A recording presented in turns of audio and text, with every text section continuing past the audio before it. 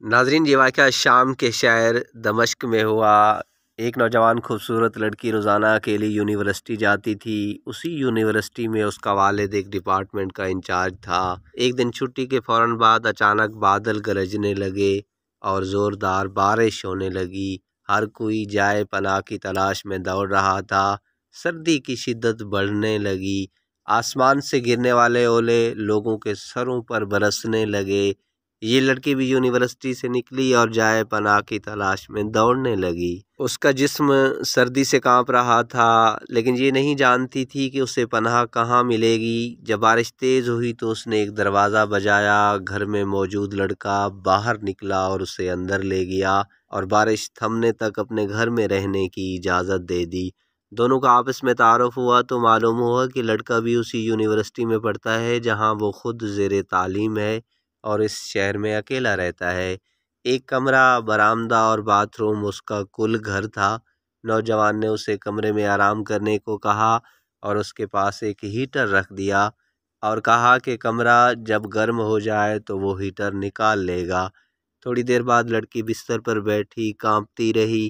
اچانک اسے نیند آ گئی تو یہ بستر پر گر گئی۔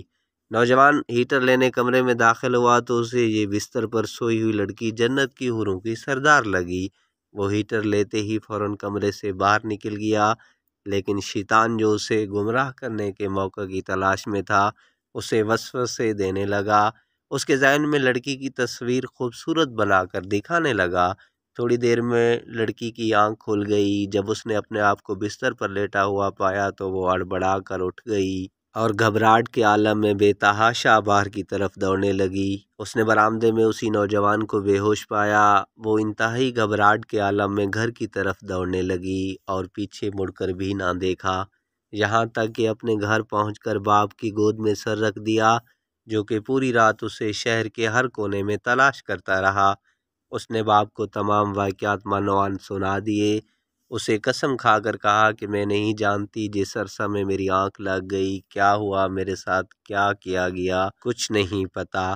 اس کا باپ انتہائی غصے کے عالم میں اٹھا اور یونیورسٹی پہنچ گیا اور اس دن غیر حاضر ہونے والے طلباء کے بارے میں پوچھا تو پتہ لگا کہ ایک لڑکا شہر سے باہر گیا ہے اور ایک بیمار ہے، ہسپتال میں داخل ہے۔ باپ ہسپتال پہنچ گیا تاکہ اس نوجوان کو تلاش کرے اور اس سے اپنی بیٹی کا انتقام لے۔ ہسپتال میں اس کی تلاش کے بعد جب اس کے کمرے میں پہنچا تو اسے اس حالت میں پایا کہ اس کی دونوں ہاتھوں کی انگلیاں پٹیوں سے باندھی ہوئی تھیں۔ اس نے ڈاکٹر سے اس مریض کے بارے میں پوچھا تو ڈاکٹر نے بتایا جب یہ ہمارے پاس لایا گیا تو اس کے دونوں ہاتھ جلے ہوئے تھے۔ باپ نے نوجوان سے کہا کہ تمہیں اللہ کی قسم ہے، مجھے بتاؤ کہ تمہیں کیا ہوا ہے۔ باپ نے اپنا تعارف نہیں کروایا۔